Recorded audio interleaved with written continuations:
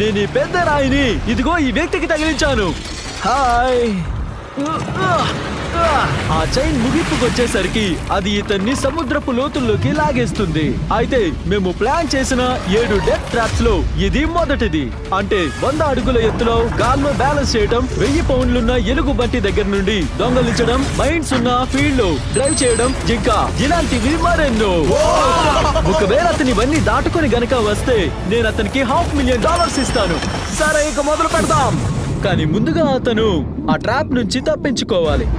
అచ్చం వాళ్ళందరిలాగా ఇది చాలా ప్రమాదకరం. మా సెట్ లో ట్రైన్డ్ సేఫ్టీ ప్రొఫెషనల్స్ ఉన్నారు. అతను చైన్ నుండి విడిపించుకోవాలనుకున్న ప్రతి సెకండ్ సముద్రపు అత్యంత లోతులోకి మునిగిపోతూ ఉన్నాడు.